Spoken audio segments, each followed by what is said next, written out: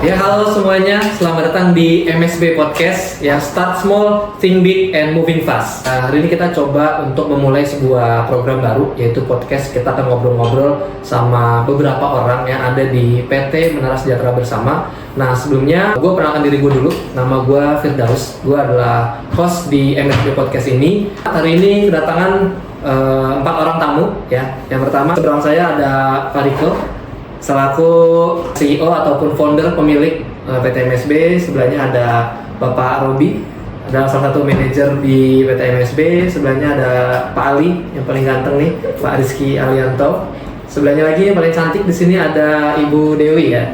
Langsung aja, kita nggak perlu banyak basa-basi, akan kita langsung ngobrol sama pendiri ataupun pemilik ataupun CEO dari PT Menara Sejahtera Bersama. Apa sih yang memotivasi lu, Pak, buat buka bisnis sendiri?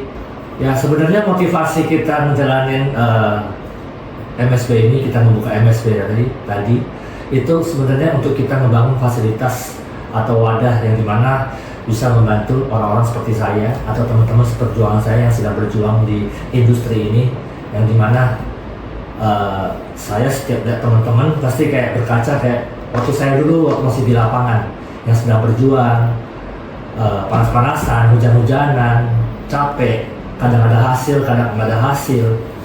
Ya, lebih ke mengapresiasi mereka sih.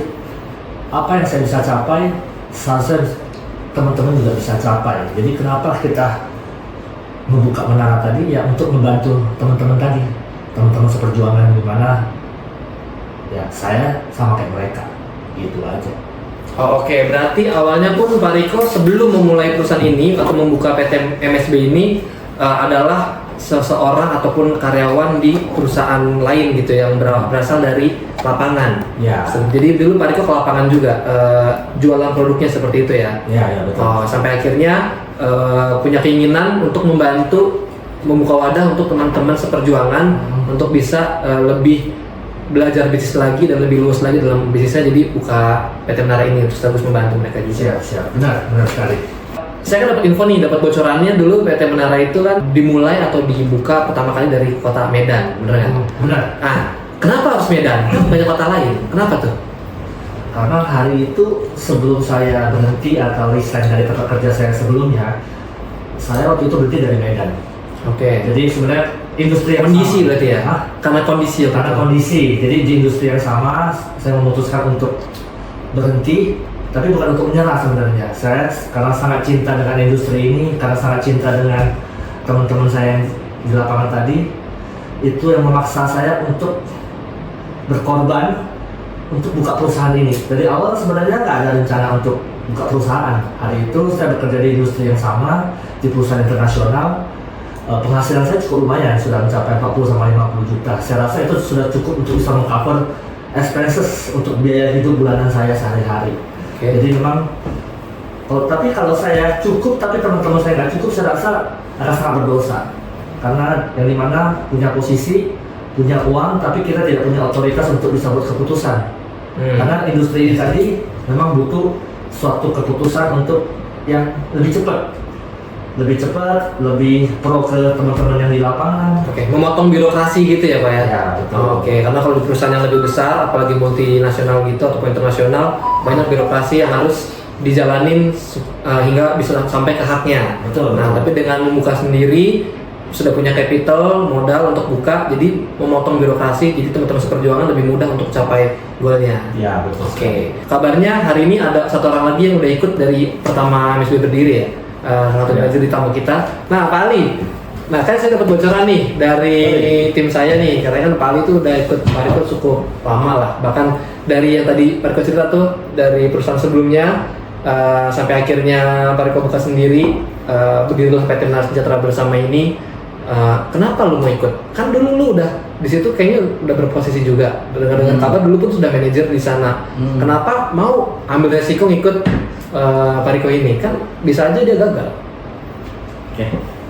Yang pertama sih gue ikut sama Pak Riko sih dari gue nggak punya istri sampai punya istri. Sekarang saya punya anak. Jadi banyak pelajaran yang gue dapat. Bukan hanya tentang uang, tapi tentang arti hidup. Karena yang setahu gue, yang paling penting di hidup kita kan tahu dulu arti hidup, bukan tentang uang. Kalau tahu arti hidup pasti nanti kita tahu gimana cara bisa dapetin uang. Saya tahu backgroundnya Pak Riko, dari perjalanan dia dari belum jadi apa-apa, sekarang dia udah jadi CEO atau founder. Jadi kenapa gue ikut ya, karena gue rasa gue menemukan mentor yang tepat, atau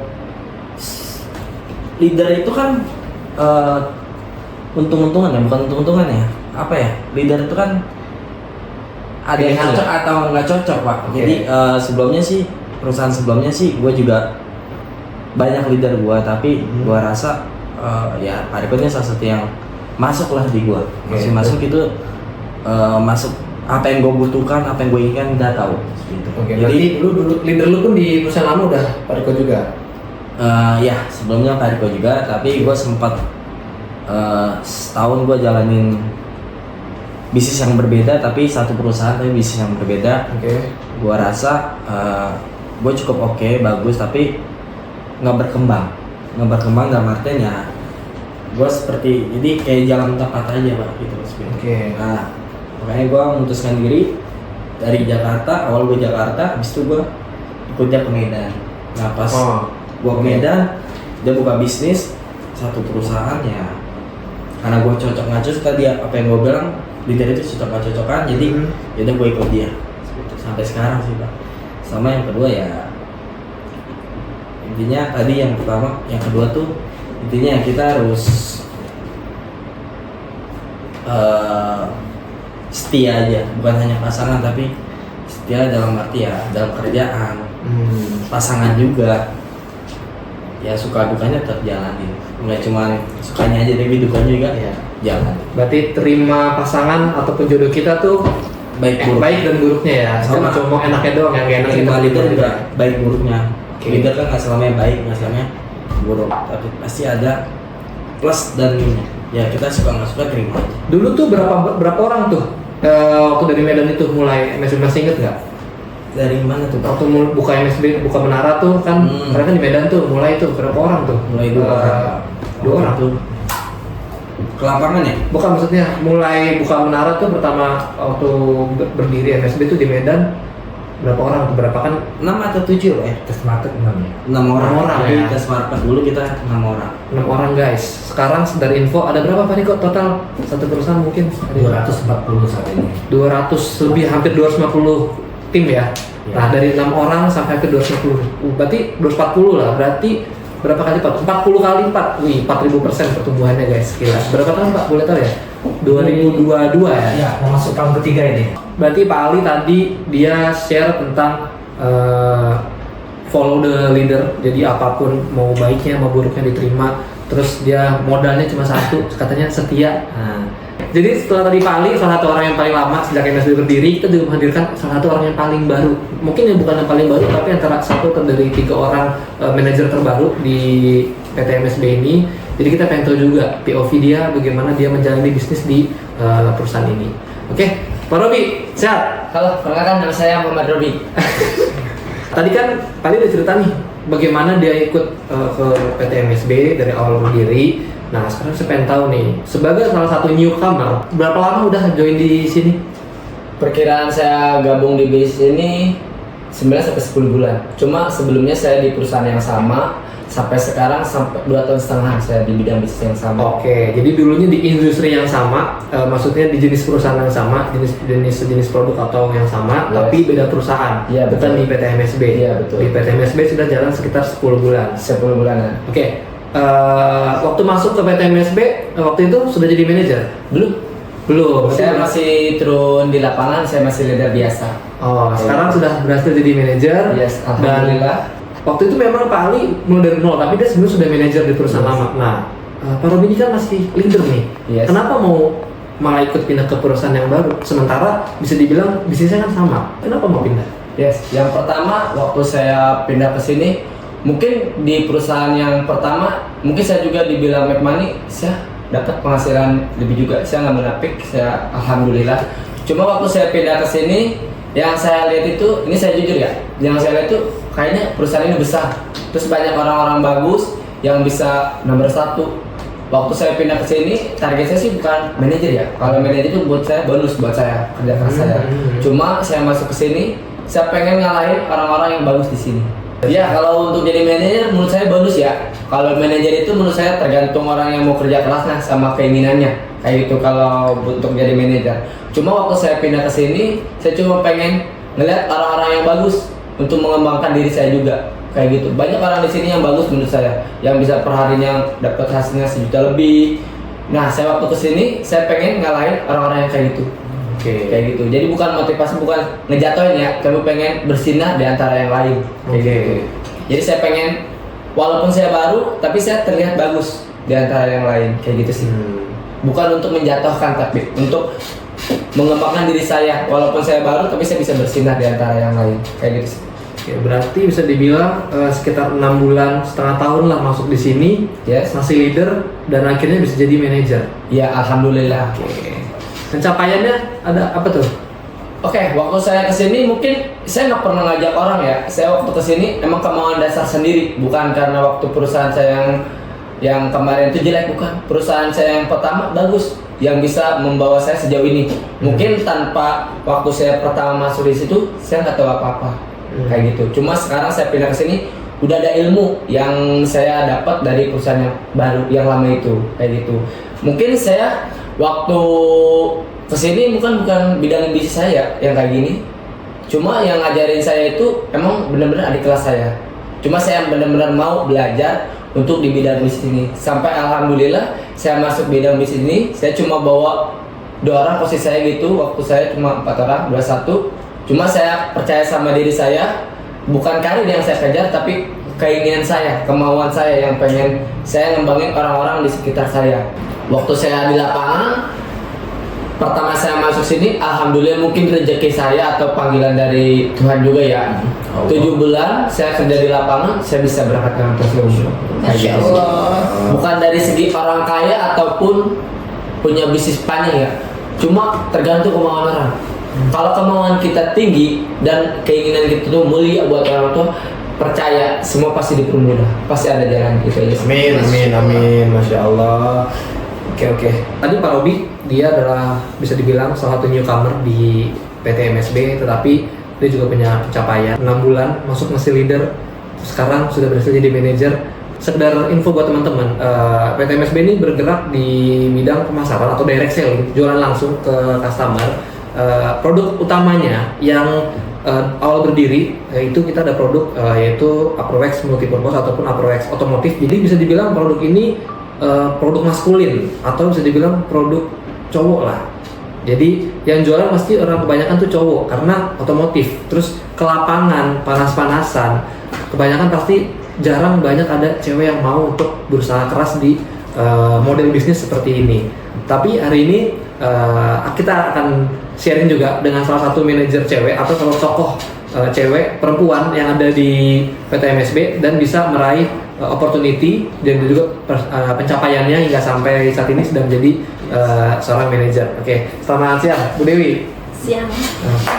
Nah, Bu Dewi, ini kan bisa dibilang memang bukan satu-satunya manajer wanita di MSB, kita ada sekitar beberapa, tapi yang masih bersinar sampai saat ini kan ada Bu Dewi nih, seorang wanita ya kan, yang biasanya itu lebih ke feminim atau bisa dibilang kebanyakan ya, sorry bukan semuanya, sekali lagi kebanyakan pasti agak berat untuk panas-panasan, ke lapangan, terus juga produknya juga biasanya kan kebanyakan produknya produk beauty care atau segala macam parfum dan lain-lain. Kenapa Bu Dewi ini mau memulai untuk otomotif? Kenapa?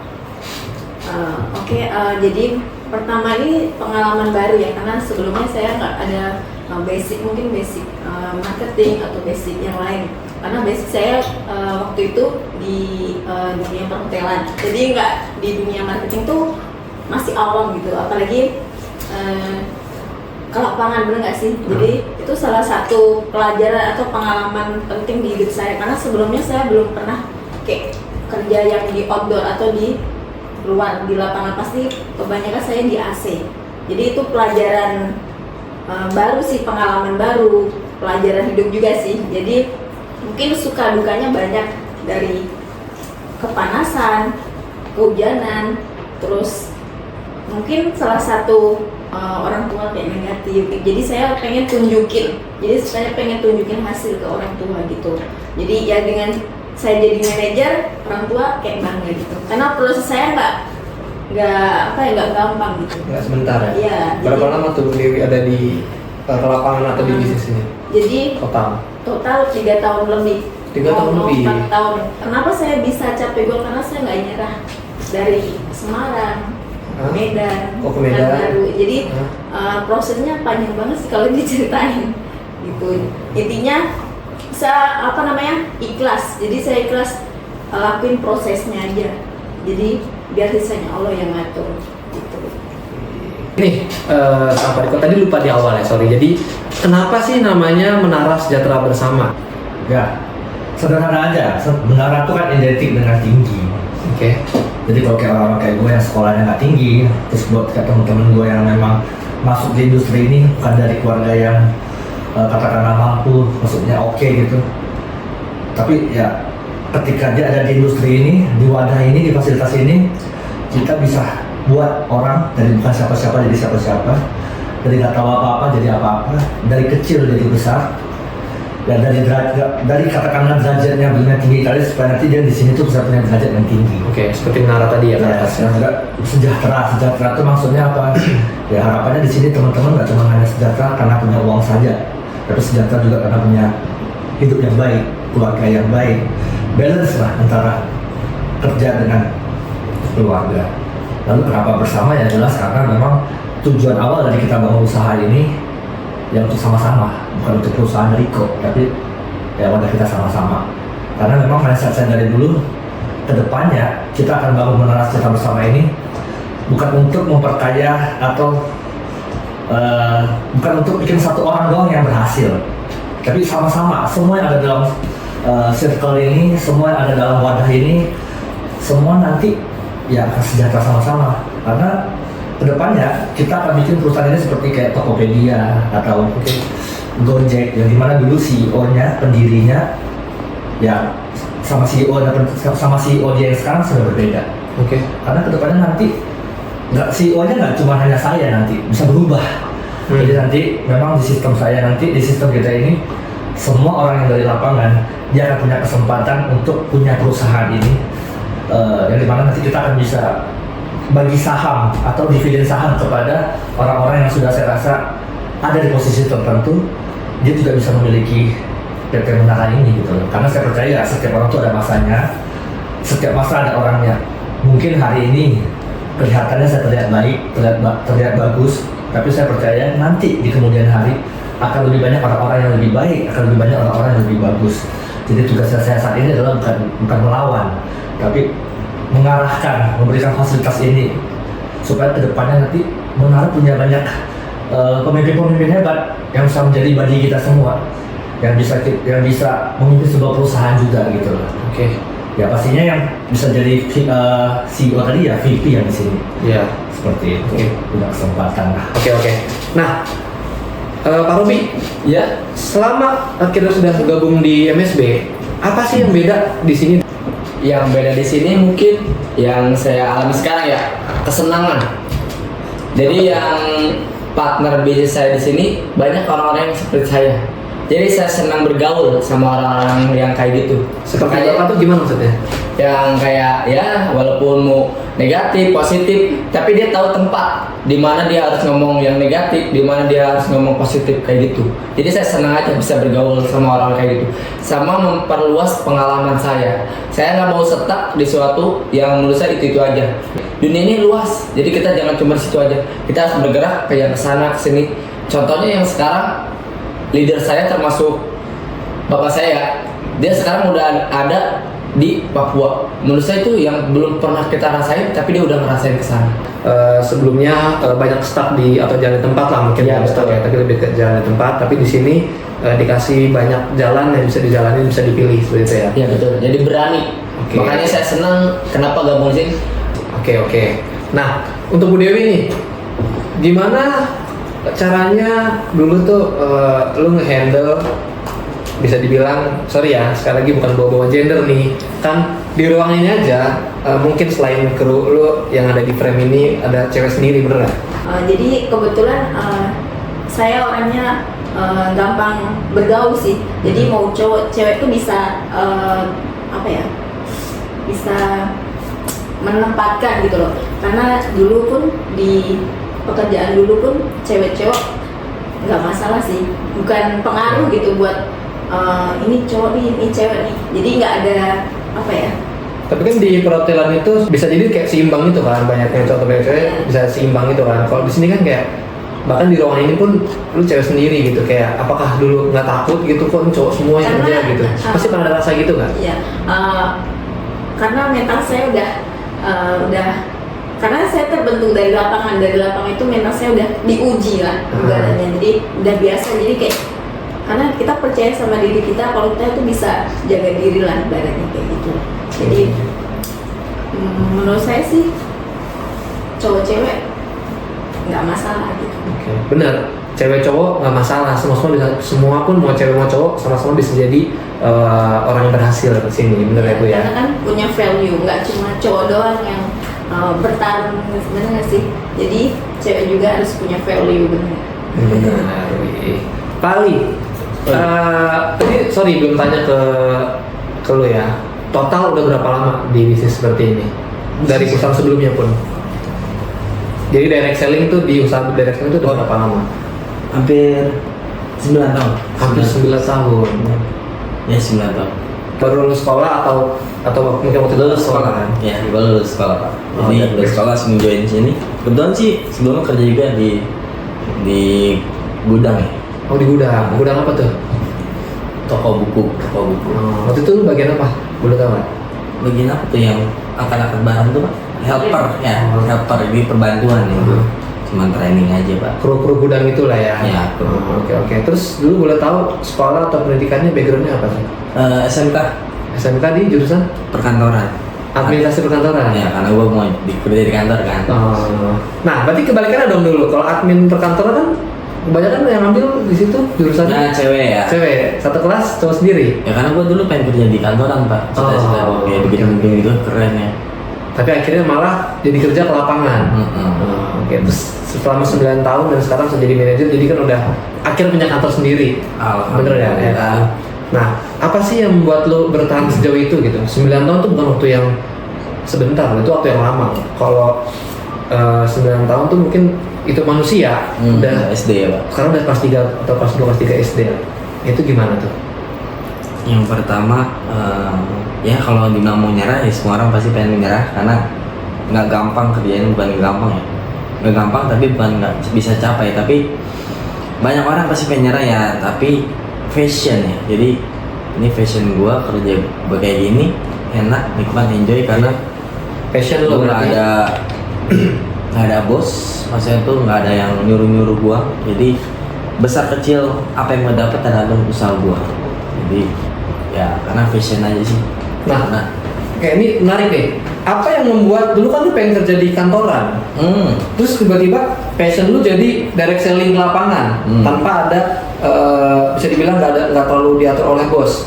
Nah itu kan kalau dulu lu pengen kantor, administrasi perkantoran itu kan bakal jadi sebuah kantor yang ada bosnya. Kenapa bisa itu yang bisa berubah? Kenapa tuh? Baru tahu. Karena dimasuk pas pertama kali gua masuk dunia direct selling ini, jadi leader gue bilang, "Le di sini jadi manajer." Gue bilang, "Masa sih nggak percaya?" Seminggu 2 minggu gue kerja ternyata benar. Ada orang yang dipromote jadi manajer, ada orang yang bisa jadi next level lah, naik level berikutnya. Gua rasa oh ini bagus nih. Jadi ini kalau gua jadi manajer kan gua cita-cita gua jadi kerja di kantoran, jadi kerja di AC. Oke. Bukan tukang AC ya Pak, jadi kerja di ruangan yang ber AC. Gitu. Jadi ya itu yang gua sampai sekarang kenapa gua ikut direct selling, karena kita bisa punya bisnis sendiri, kita bisa punya kantor. Kira-kira 9 tahun ke depan lah, atau mungkin dalam waktu dekat ini ada plan apa gitu? Pasti jangka panjangnya ya, tadi CEO kita atau founder kita bilang bahwasanya di sini berhak kita bisa punya saham di PT Menara ini ya, itu goal gua untuk kedepannya jangka panjang. Jadi gua pengen jadi bagian juga dari ikut punya saham di PT Menara ini, karena tadi bilang Pak Riko, PT Menara ini bisa nggak cuman hanya satu orang aja yang bisa punya mimpi di perusahaan ini, orang yang dari lapangan juga bisa. Jadi itu goal jangka panjang gue. Oke, seperti itu. Kalau goal dalam jangka pendek ada? Jangka pendek pasti tahun Planning ini apa? goalnya jangka pendek sih ya, insya Allah gue bulan ini akan pergi ke satu kota di Papua. Lu mau ke Papua, kota mana tuh Pak? Boleh disebut nggak? Jayapura. Jayapura. Oh, Jadi oke. ini kota yang gak gue impikan dari gue lama, tapi karena gue di sini, kota ini jadi kota yang pernah gue singgahin nanti. Jadi gue punya cerita di hidup gue, gue pernah ke Papua. Jadi dari Sumatera, Kalimantan, Jawa, Papua. Nah, alhamdulillah Papua nih. Jadi gue jauh, ya gue berkorban juga dan ninggalin anak istri gue nantinya. Oh, berarti anak istri lu ditinggal Tapi di sini? bukan gue ninggalin ya, gue kesampingkan, nggak boleh ninggalin. Kalau ninggalin kan jahat gue. Oke. Masa istri gue tinggalin dengan 2 anak, ya kan? Oke. Jahat kalau gitu. Skala Jadi prioritas aja lah ya, diprioritaskan ke gue sampingkan dulu, gue geser ibarat geser dulu lah, geser gitu Pak. Jadi ya goal gue di Jayapura, gue pengen bantu orang-orang yang sekitar Jayapura untuk bisa dapetin hidup yang lebih baik, punya penghasilan yang lebih baik, Oke. kasih kesempatan untuk masyarakat yang bisa, supaya pemerataan ekonomi nggak cuma di Jawa aja, tapi Papua juga bisa.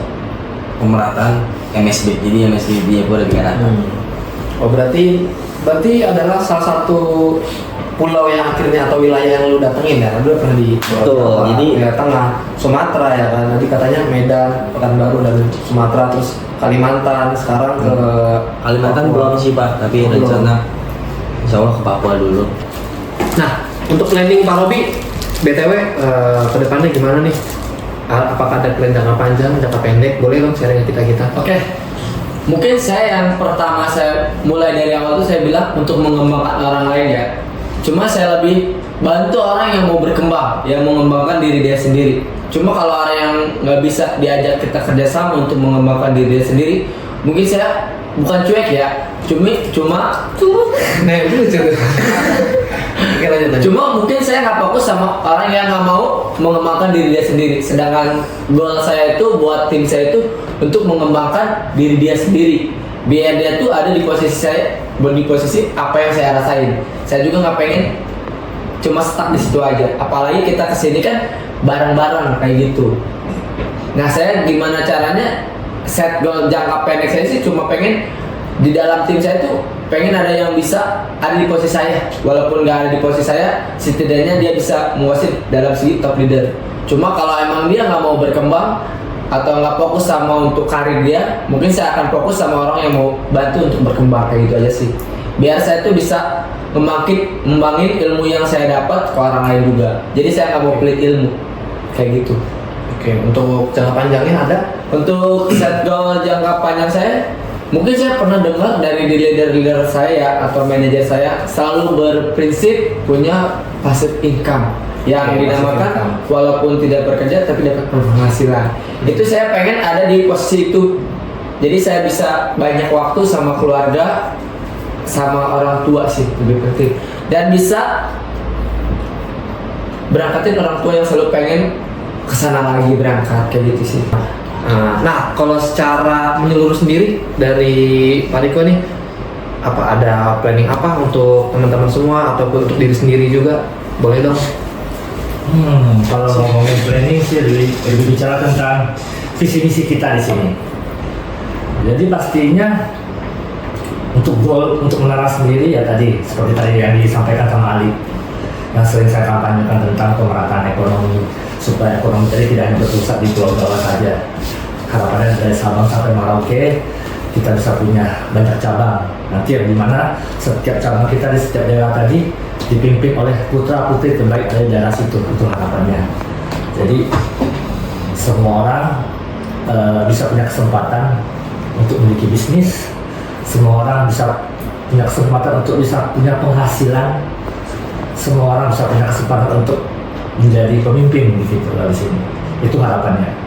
Jadi setiap kota nanti yang ada kantor kita tadi bisa dipimpin oleh putra putri terbaik dari daerah situ. Yang pertama. Kedua, teman-teman yang sudah bergabung di sini, memang beban moralnya pada saya adalah kepercayaan, yang dimana semua teman-teman tadi 240 orang tadi yang dimana mereka ada di satu ruang lingkup ini, di wadah ini, mereka menaruh harapan dan kepercayaan di kita. Ya sebisa mungkin kita akan coba bantu mereka, karena buat saya yang paling susah didapat itu adalah tentang kepercayaan. Trust. Ya buat saya memang kerjaan ini nggak mudah, tapi ketika dia sudah memilih untuk berada di dalam lingkungan ini, pastinya mereka ada berharap sesuatu hidup yang lebih baik, hidup yang lebih layak pastinya. Ya itu akan menjadi motivasi saya terus untuk terus mau maju, untuk terus mau bertumbuh juga bertambah. Ya senang lah, senangnya kerjaan di industri ini adalah tentang masuk aja nggak? Masih. Ya industri ini sebenarnya bukan tentang industri tentang penjualan. Kalau teman-teman anggap ini tentang industri penjualan, industri sales, ya teman-teman akan dapatnya tentang penjualan dan sales saja. Buat saya kerjaan ini lebih dari sekedar penjualan. Ini bukan industri penjualan, ini industri development, industri pengembangan diri. Yang dimana di sini ya kita belajar untuk mengembangkan diri, belajar untuk mengembangkan potensi terbaik kita. Ya lapangan itu sebenarnya memang nggak ada yang suka kerja di lapangan pastinya ya kan. Ya. Nggak mungkin orang tua kita, sekolah kita tinggi-tinggi, kasih kita makan yang bergizi, kasih kita hidup yang baik, terus kita anaknya keluar disuruh jadi sales, nggak ada yang mau. Ya, nggak ada. Saya rasa saya juga nggak mau anak saya ke lapangan jadi sales. Tapi sebenarnya kerjaan ini tuh bukan kerjaan sales.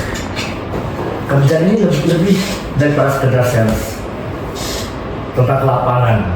Banyak orang setelah mungkin menjadi manajer atau yang sudah menyerah, dia takut ke lapangan. Karena apa? Karena mindsetnya tentang penjualan. Takut nggak jualan. Kalau nggak jualan, nggak closing, nggak makan. Makanya mindset itu sudah salah. Mindset yang kayak gitu tuh yang bikin kita jadi takut ke lapangan. Lu tau nggak apa yang sampai hari ini seringkali saya masih ada ke lapangan itu karena servis, pelayanan. Seringkali kita di rumah sama pasangan, sama orang tua, kita bicara nggak didengar, nggak dihargai. Tapi saat kita di lapangan, kita ketemu orang asing 2-3 menit, dia mau dengerin kita, dan nggak sedikit orang yang mau mengeluarkan uang untuk membeli produk kita. Dia menghargai dengan cara mendengar, terus dia membeli produk kita. Senang, perasaannya tidak bisa dibeli dengan cara kita bisa memberikan pelayanan yang baik kepada orang asing dan dia mengucapkan terima kasih tadi. Itu perasaan tidak bisa dibeli dengan uang. Lalu bagaimana tentang bangun tim tadi? Ya kita senang kita menjadi bagian sukses daripada teman-teman tadi yang seperjuangan yang orang-orang kayak saya, yang mungkin yang kurang beruntung lah, yang bukan pewaris, dan dimana mereka harus merintis untuk bisa jadi lebih baik. Ketika mereka bicara terima kasih Pak, sudah bisa bantu dia untuk hidup yang setidaknya lebih baik daripada dia yang sebelumnya, itu perasaannya tidak bisa dibeli dengan uang. Jadi motivasi saya sampai saat ini masih terus mau bekerja, yaitu sebenarnya karena pelayanan pada customer, pelayanan pada tim kita. Ya memang konsep bisnis ini adalah tadi bukan uang, tujuannya bukan uang, tapi tujuannya adalah cinta. Karena uang tadi bukan tujuan, uang tadi adalah alat bantu kita untuk mencapai tujuan. Makanya seringkali kalau kita dapat uang, beberapa orang dapat uang tadi digunakan untuk biaya umroh orang tuanya, biaya liburan bersama anak dan pasangan, memberikan pendidikan terbaik kepada pasangan. Itu sebenarnya bukti cinta. Jadi buat orang-orang yang jadi budak uang yang kerja untuk uang, ya mereka hanya ketika dapat uang stop, karena kan tujuannya uang. Tunggu uang nanti habis, baru dia kerja lagi. Tapi kalau orang yang motivasinya bukan money oriented atau money orientasi, motivasinya katakanlah keluarga, pasangan, anak, bentuk cinta, dia akan menggunakan uang tadi untuk alat-alat bantu dia mencapai cinta tadi, cinta yang berkelas, cinta yang berkualitas. Kalau ngomong-ngomong soal cinta, tadi kata Pak Ali kan ada setia. Ya benar, makanya kalau kata orang ini kan sign cinta nih. Sangheo. Cinta ini harus diem. Jadi kalau kita cinta sama sesuatu, kita harus setia. Gak boleh bergerak tuh, jangan kemana-mana. Tapi cinta tadi gak cukup. harus bergerak. Kalau bergerak, artinya jadi beda nih, jadi duit, ya kan?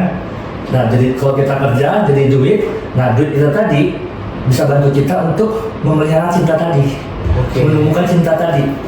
Karena ngomong cinta aja kan nggak cukup. Cinta kan nggak cukup hanya mau kondo, modal konsisten dan doa saja. Tapi cinta juga harus ada modal Kondo ya. bekerja, bergerak gitu loh. Ya memang harusnya kita ubah dari cara kita berpikir. Nggak ada yang mana suka sama kerjaan sebagai sales. Jadi ubah sudut pandangnya. Kalau sudut pandangnya berubah, sudut pandangnya beda, melihat dari POV yang atau sudut pandang yang berbeda, nanti kita juga dapatnya akan berbeda. Kalau lihatnya sales, ya dapatnya nyales. Kalau lihatnya hanya uang toh, ya dapatnya kalau ada jualan, kalau dapatnya uang. Kalau saya melihatnya sebagai pengembangan diri, yang dimana saya dilatih dari orang yang introvert jadi extrovert, pendiam jadi mulai bisa bicara, takut ketemu orang jadi banyak ketemu orang. Ya, banyak hal yang kita pelajari. Terus kita juga selain kita bisa bermanfaat untuk diri kita sendiri, kita juga bisa bermanfaat untuk banyak orang. Ya kan? Kita berguna sebagaimana mestinya kita manusia.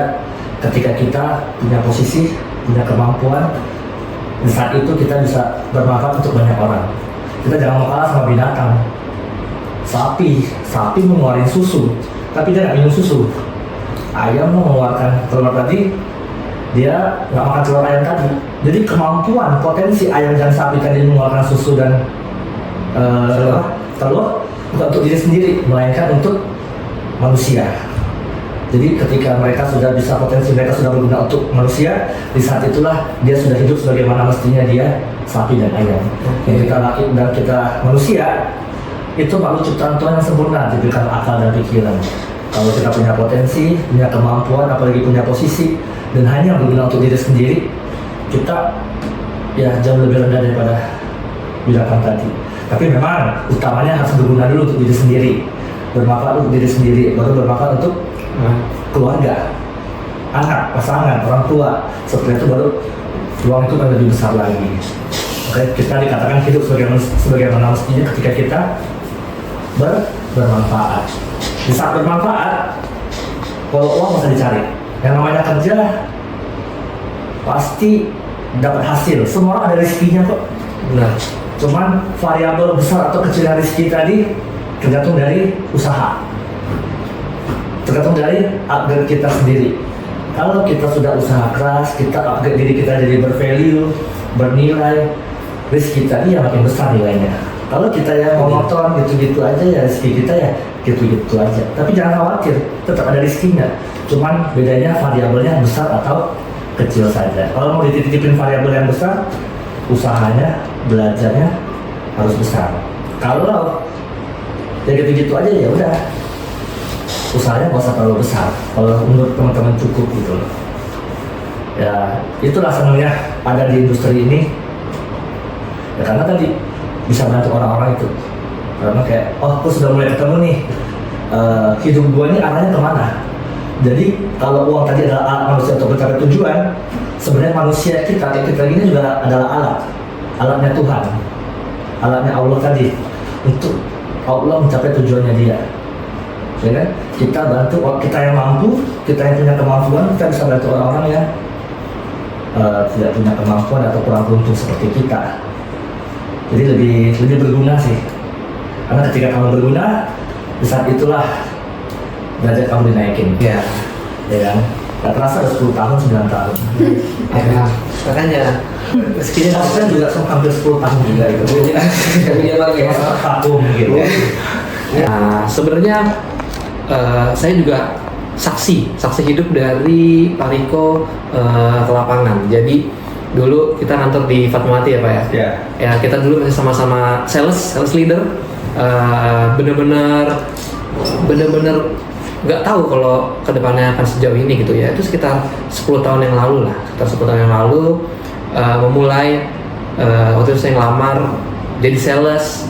Kalau saya dulu tuh jujur ngelamar beres sales, taunya dulu mau jadi SPB aja, cuma dapat penghasilan mingguan, oke lah lumayan, lagi nganggur, mending kerja dapat gaji mingguan, it's okay, yang penting dapat pegang uang. Nah waktu itu akhirnya join tapi belum di Menara ya, dari perusahaan sebelumnya, tapi ternyata di situ pun diajarin gimana nggak cuma jadi sales doang, tapi bisa jadi seseorang yang lebih banyak gunanya daripada seorang sales, yaitu jadi seorang manajer dan seterusnya.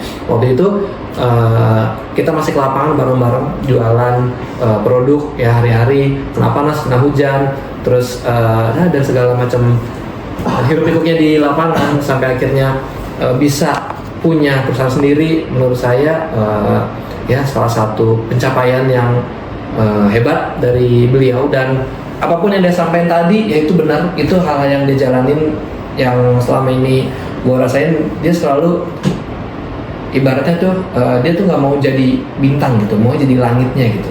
Jadi dia bisa taruh banyak bintang-bintang di langit. Ya kalau pernah dengar kata-kata dari Raffi Ahmad, ya bener, itu pun udah dijalanin dari dulu sama Pak Riko. Mudah-mudahan menyusul akan jadi sultan seperti Raffi Ahmad juga. Ya Pak, amin ya. Nah, sebelum kita closing podcast ini, bolehlah kita dengar dulu closing statement atau pesan-pesan dari masing-masing narasumber kita hari ini. Boleh dari Robi dulu? Oke, untuk podcast penutup ini pesan saya cuma satu. Jadilah yang terbaik di antara yang terhebat. Yang terbaik udah pasti yang terhebat. Tapi yang terhebat belum bisa jadi yang terbaik. Oke guys. Kelas. Nah, kalau dari lu apa tuh? Nah, info juga yang dibilang tadi, dia dari sekolah lulus terus ngelamar itu, gue jadi saksi juga. Waktu itu ketemu Ali masih baru lulus sekolah, terus dia jadi seorang sales, tapi dan ternyata sekarang sudah menjadi, bisa dibilang sudah punya organisasi sendiri, sudah promosi beberapa manajer. Jadi apa pesan-pesan lu buat penonton? Pesan-pesan buat viewers ya. Jadi nikmatin aja, jalanin aja prosesnya, suka duka, pahit manis, jalanin ya. Karena semua hidup nggak ada yang mulus-mulus aja, pasti ada namanya cobaan, rintangan, tantangan. Jadi teman-teman jangan merasa paling susah di dunia ini, masih banyak yang lebih susah. Nikmatin aja, jalanin aja, itu aja sih kuncinya. Sabar ya, sabar aja yang cukup, tapi tetap semangat juga, itu aja Pak. Oke. Dulu siapa tuh katakan lihat kenapa akhirnya bisa percaya di usaha ini, karena ada orang dipromosi jadi manajer waktu lu awal masuk. Dulu pas banget jadi yang membawa acara ini terus yang jadi manajer ya waktu itu ya Pak ya. Jadi gua datang, ternyata orang Brebes bisa jadi manajer, karena gua juga bisa dong gitu. Motivasi gua sih karena orang Brebes bisa jadi manajer, gua juga bisa. Gitu aja. Nah, kalau dari Bu Dewi nih, Oke, kalau pesan buat orang yang di luar sana, jadi intinya tetap semangat, jangan nyerah. Kalau kalian nyerah pasti semua akan selesai. Jadi intinya tetap semangat aja, jadi jangan nyerah. Itu aja sih. oke, contoh jadi seperti Ibu Kartini ya. Ya. Keren.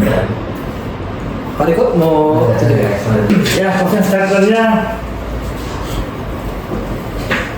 nungguin ya. Kerjaan kita ini kerjaan berorganisasi, kerjaan yang dimana kita tuh mengolah manusia. Benar nggak? Bener. Ya, jadi memang agak sedikit ribet mengolah manusia daripada mengolah produk tadi. Produk kalau kita kelola enak, tinggal pindahin selesai. Tapi kalau manusia tidak bisa semudah itu. Jadi konsep kita kerja berorganisasi, suka atau enggak, cepat atau lambat, pasti nanti akan ada beda pendapat. Pasti akan nanti ada slack dikit tuh wajar. Jadi kalau kita mau usahanya lancar, mau bisnisnya berkembang, mau terbebas dari banyak utang atau masalah, di hubungan apapun tadi, hubungan pertemanan, hubungan suami istri, pasangan, ataupun hubungan bisnis, kuncinya adalah hidup rukun, bukan hidup rusuh. Terus, jadi ketika nanti ada problem, baik itu perbedaan pendapat, nggak perlu saling menyalahkan, tapi lebih baik kita cari solusi. Ingat, hidup rukun bukan hidup rusuh. Nah, sama halnya juga kayak tempat ini, menara tadi.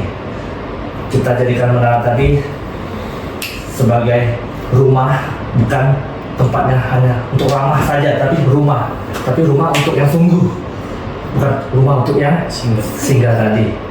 Ya, di sini kita akan banyak belajar. Intinya hidup rukun, jangan hidup rusuh. Nggak ada namanya leader yang sempurna, itu tidak ada. selama wujudnya manusia, dia tidak akan sempurna. Leader yang sempurna cuma satu, Allah Subhanahu Wa Taala. Jadi kalau mau cari leader, dialah yang paling sempurna. Selama wujudnya manusia pasti ada minusnya. Jadi fokus sama hal baiknya di kita punya leader. Tempat kerja juga nggak ada tempat kerja yang sempurna. Sesempurna tempat kerja, entah itu BUMN atau pemerintahan atau tempat kerja manapun, pasti ada minusnya. Pasti ada positifnya juga. Begitu juga di sini, pasti ada minusnya juga, pasti ada positifnya juga. Jadi nggak ada namanya tempat yang sempurna, tidak ada. Tempat yang sempurna cuma satu, surga. Jadi kalau teman-teman mau pergi duluan silakan. Biar nanti saya juga punya orang dalam di surga. Ya itu aja. Jadi nggak perlu ambil tugas malaikat untuk mencatat kebaikan dan keburukan orang. Tidak perlu ambil tugas Allah tadi untuk merubah orang. Tugas kita di manusia, kita tidak punya tanggung jawab untuk berhasil atau sukses. Dan tugas kita adalah berusaha dan belajar menjadi manusia lebih baik dari sebelumnya. Itu sudah lebih baik. Itu saja dari saya. Kita kembalikan kepada host. Oke, thank you. Keren-keren banget. Jadi tadi closing statementnya buat semua tamu kita hari ini. Oke. Harapannya ini bukan jadi satu-satunya podcast yang kita jalanin. Mungkin ini yang pertama, tapi kita pengen terus kedepannya akan lebih banyak lagi obrolan seperti ini yang akan kita bahas. Kalau kata anak zaman sekarang kayak daging semua isinya. Jadi berharap mungkin dengan narasumber yang sama ataupun narasumber berbeda ataupun tempat yang berbeda, kita akan coba lebih banyak hal seperti ini supaya lebih banyak juga hal yang bisa kita sharing ke teman-teman semua. Karena seperti Parko bilang tadi, belum jadi manusia yang sejati kalau belum berguna untuk orang lain. So dari gua itu aja. Thanks for watching. Sampai jumpa kembali di MSB Podcast. Start small, think big, and moving fast. Ciao.